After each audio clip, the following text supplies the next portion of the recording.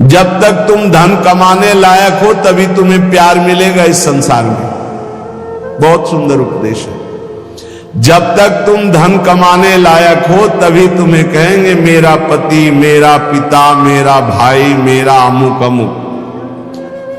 और जिस दिन तुम धन कमाने लायक नहीं रहेंगे उस दिन कोई बात नहीं पूछेगा, पक्की बात है। वाह वाह जब चल रहा है तो सब हाथ मिलाएंगे, और जब बुरा समय आएगा तो तुम्हारी गली से निकलना हो ठीक नहीं समझेगी कि अगर उधर निकलेंगे कहीं वो मिल न जाए और कुछ मांग न ले, कुछ कह न दे। जब तक तुम धन कमाने लायक हो, तुम्हारे पास धन है, तभी तक तेरे को प्यार मिल रहा है संसार से, परिवार से। और जब तू रोगग्रस्त हो जाएगा, जराग्रस्त हो जाएगा तो कोई भी तेरे से बात नहीं पूछेगा, बात नहीं करेगा। अरे मूढ़, इसलिए तू निरंतर गोविंद का भजन कर ले, गोविंद का भजन कर ले, गोविंद का भजन कर ले। ये आशा परिवार की भोगों की इतनी सुदृढ़ है, आंसी ये कि नहीं कटती है। बूढ़ा हो गया है, त्वचा सब ढीली हो गई, हड्डी हड्डी दिखाई देती है, सिर के बाल सब पक गए, दांत एको नहीं रह गए, लाठी लेके चल रहे, फिर भी वही परिवार की ममता। दरवाजे पे बैठा वही परिवार के विषय में सोचता रहता है। ये नहीं सोच रहा कि मृत्यु नजदीक आ रही, भगवान का भजन कर ले, अपने जीवन को सार्थक कर ले। अरे बूढ़, तू निरंतर गोविंद का भजन कर ले, गोविंद का भजन कर ले, कोई तेरे काम आने वाला नहीं। जब अवस्था ढल जाती है तो काम वेदना अंदर रहती, लेकिन काम क्रीड़ा नहीं हो पाती, जलता रहता है वो वृद्ध। जब जल सूखने लगता है तो जलाशय जिसने उसमें जो अंदर होते कछुआ, मछली, मेढक, जो भी जीव सब व्याकुल होने लगते हैं। क्या जलाशय, जब जल सूख गया, अवस्था निकल गई तो क्या विकार, काम विकार उसे जलाता रहता है। वो चिंता से जलाशय में डलते रहते हैं कि अब पानी सूखा, मरेंगे। ऐसे ही जब धन नष्ट हो जाता है तो कोई परिवार का मित्र, रिश्ता, नाता कोई निर्वाह नहीं करता। सच्ची हमने देखा है, ये दृश्य देखे। इसी प्रकार अगर तत्व ज्ञान हो गया तो संसार से तुम मुक्त हो जाओगे। इसलिए तत्व ज्ञान प्रदान करने वाले भगवान गोविंद का भजन कर।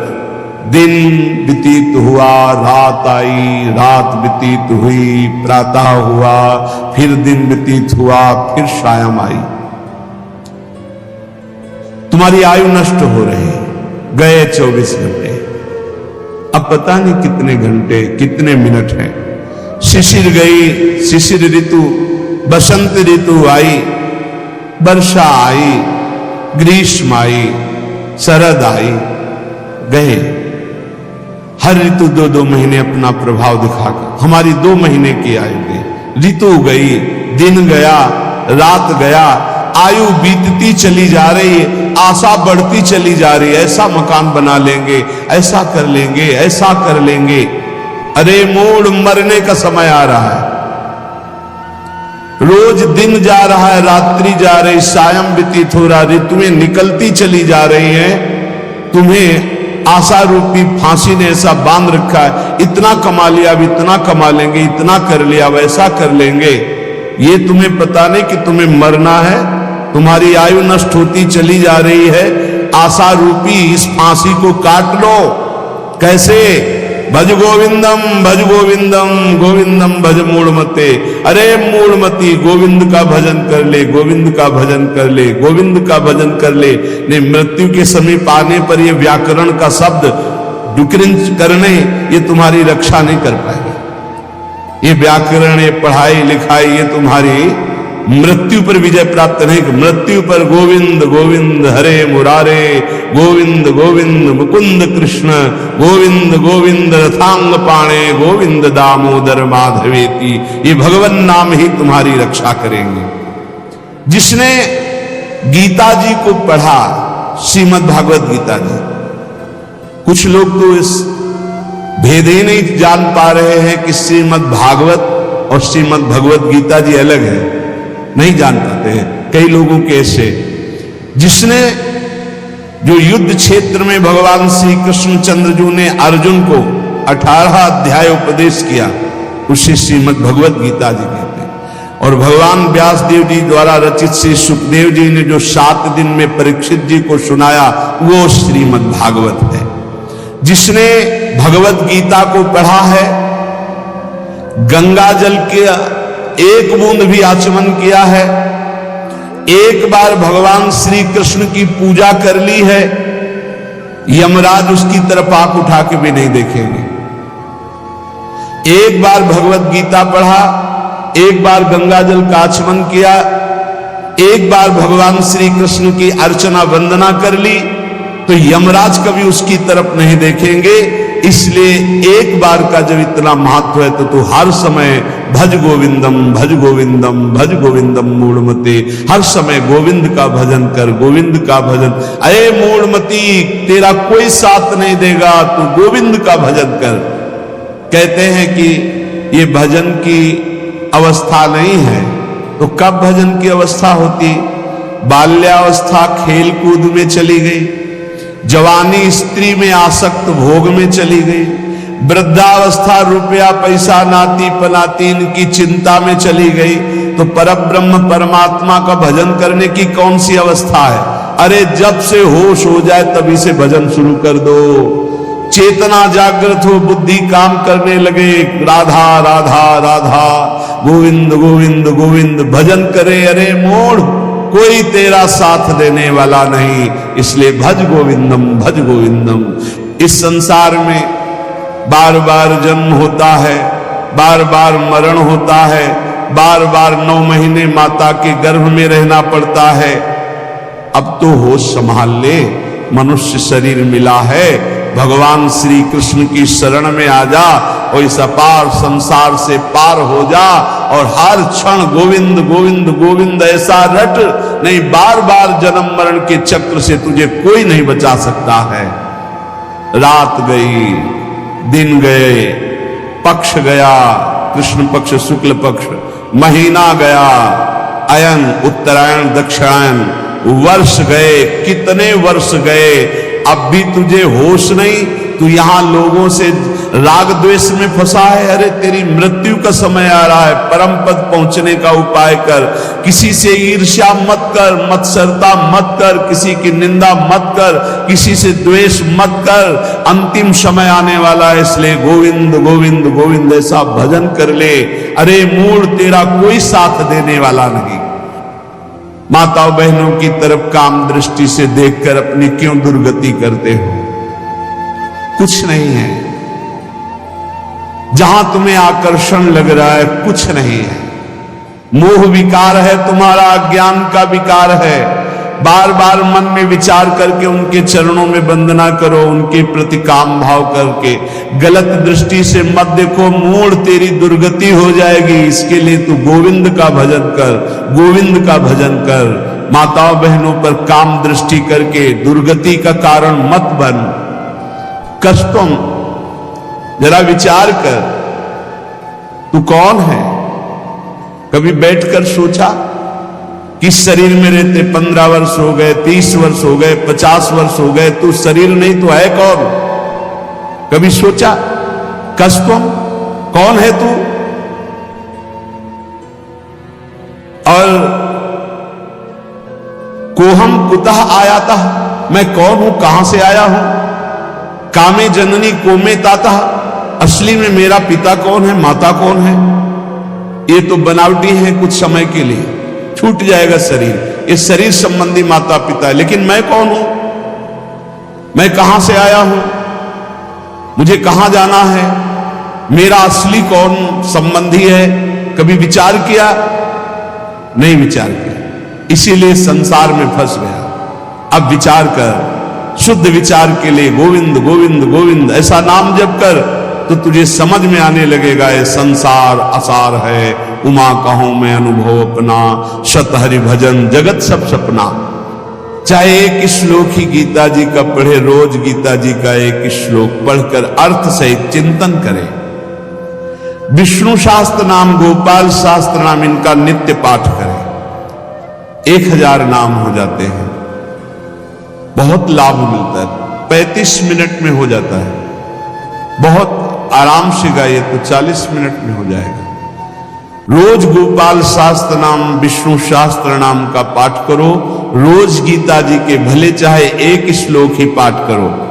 और कह रहे कि भगवान श्री हरि का नाम कीर्तन, उनका पूजन, उनका ध्यान करो और सदैव संत जनों का संग करो। नेयम सज्जन संगे चित्तम, चित्त संत जनों की वाणी में दे, असंतों की वाणी में ना दे।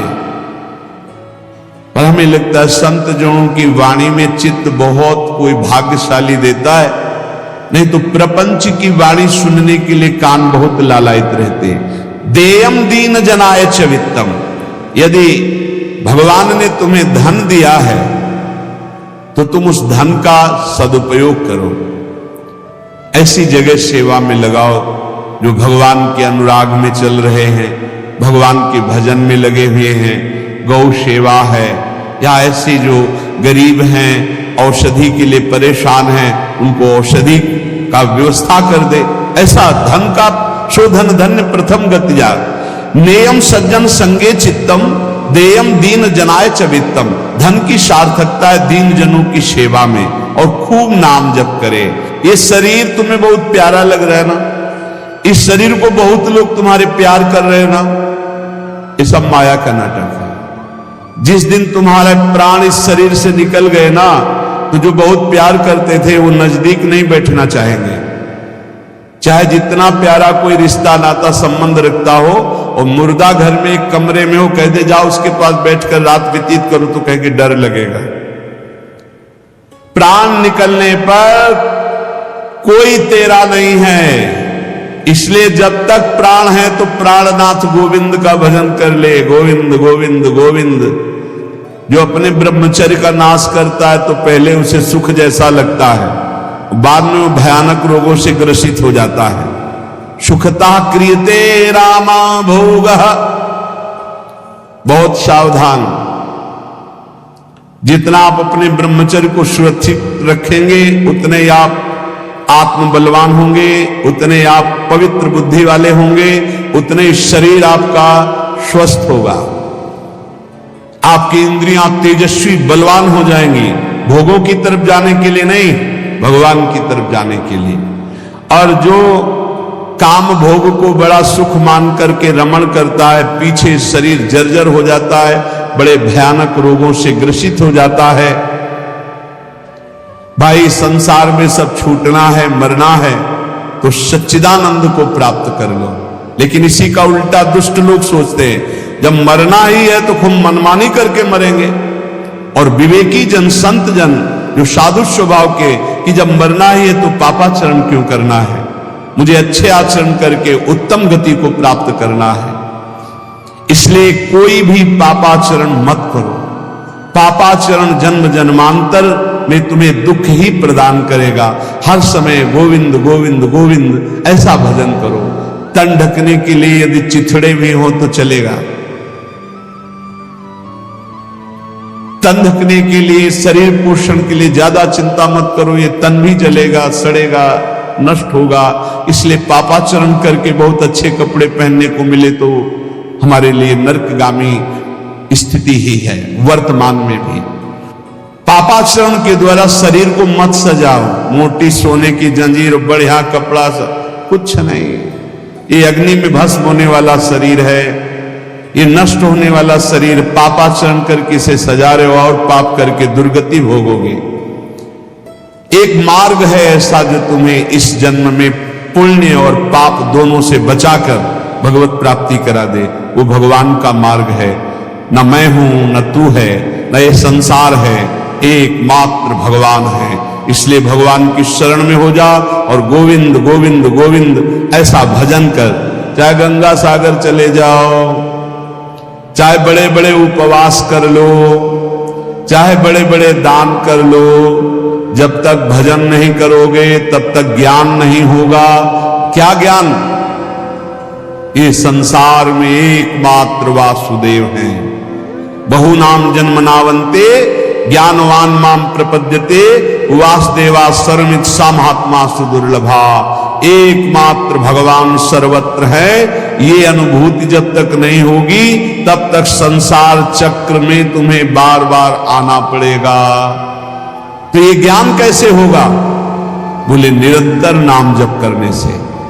चाहे गंगा सागर दौड़ आओ, चाहे बड़े बड़े उपवास कर लो, चाहे खूब दान कर लो, जब तक भजन नहीं करोगे तब तक शुद्ध ज्ञान नहीं होगा। और शुद्ध ज्ञान हुए बिना सर्वान वस्तुतया निरीक्ष परम स्वाराध बुद्धिर्मम, आपको भगवत प्राप्ति नहीं होगी। इसीलिए कह रहे बार बार गोविंद का भजन कर, बार बार गोविंद का भजन कर। श्रीपाद प्रबोधानंद जी इसीलिए कह रहे अलम कश्यापि संगत्या तब आलम शास्त्र कर्म भी। जीव भगवान से विमुख होकर संसार को सत्य मानकर इंद्रियों के द्वारा भोगे जाने वाले विषयों में सुख बुद्धि करके, धन मान प्रतिष्ठा कीर्ति इनमें सुख बुद्धि करके वो भगवान से विमुख हो गया है। वो अज्ञान में ही अपने को सुखी मानता है। कोई बिरला ऐसा है जो अज्ञान का त्याग करके भगवान की शुद्ध भक्ति में अपने चित्त को जोड़ पाता है। श्रीपाद कह रहे हैं बिना वृंदावन की कृपा के, बिना वृंदावन के रसिकों का संग किए, बिना वृंदावन की रजरानी का सेवन किए प्रेम लक्षणा भक्ति जागृत नहीं होती। क्योंकि प्रेम समुद्र है वृंदावन, और हमारे अनंत जन्मों के ऐसे अपराध, इस जन्मों के ऐसे पाप हैं जो विशुद्ध प्रेम लक्षणा भक्ति में प्रवेश होने नहीं देंगे। तो इन महत पापों का नाश श्रीधाम वृंदावन का आश्रय वास ये नष्ट कर देता है, बड़े बड़े अपराधों को धूल धूसरित कर देता है। श्रीपाद कह रहे हैं संतु विधर्मा सतसः सद्धर्मायान्तु सर्वेस्तमो यदि वृंदावन मंगी कुरुते मम का तदा चिंता। यदि श्री जी की कृपा से वृंदावन ने मुझे स्वीकार कर लिया, कैसे हम जाने कि हमें वृंदावन ने स्वीकार कर लिया? जब हमारे हृदय में एक आश्रय जागृत हो जाए कि हमसे साधन तो भले उस कोटि का नहीं बनता, पर वृंदावन धाम की कृपा है। वृंदावन की कृपा से वृंदावन के अतिशय लाडले युगल सरकार हमको इसी जन्म में प्राप्त हो जाएंगे।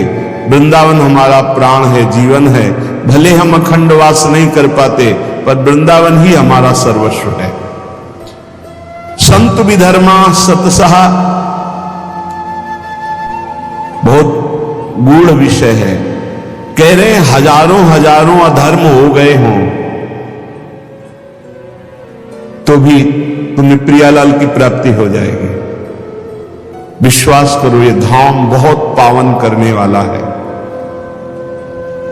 पवित्रता का मूर्तिमान स्वरूप गंगा जी, वहां भी अवगाहन हुआ है, तीर्थों का भी अवगाहन हुआ है और पवित्र क्षेत्रों का भी अवगाहन हुआ है। पश्चिम धाम वृंदावन अमोघ है। जब तक आपका हृदय पावन नहीं है तो आप इसका अनुभव नहीं कर सकते हैं। लेकिन आप किसी भी तरह से वृंदावन के प्रति श्रद्धा कर लीजिए, विश्वास कर लीजिए, तो आपको अनुभव में आएगा। जिसे वृंदावन रूपी महामहिम धाम का अवगाहन करने को मिला, फिर उसकी इच्छा किसी और तीर्थ या और महत स्थानों की तरफ नहीं जा सकती। अगर जा रही है तो अभी अवगाहन नहीं हुआ। पाए रतन चीन्हो नहीं, करते दीन्हो डार, ये माया श्री कृष्ण की मोहे सब संसार। अगर वृंदावन मिला, महामहिम वृंदावन ने कृपा करके अपने में आश्रय दिया या वास दिया, और आप उसे छोड़कर अन्य किसी तीर्थ में पावन होने की इच्छा रखते हैं, तो रतन को नहीं पहचान पाए इसलिए फेंक दिया और कांच को उठा लिया। पाए रतन चीन्हो नहीं, दीन्हो करते डार, हाथ से छोड़ दिया। धाम के वास मात्र से श्रीपाद कह रहे कुरते मम का तदा चिंता, अब मुझे कोई चिंता नहीं, भगवत प्राप्ति पक्की। हमारा मन नहीं लगता, हमारा मन विकारी है।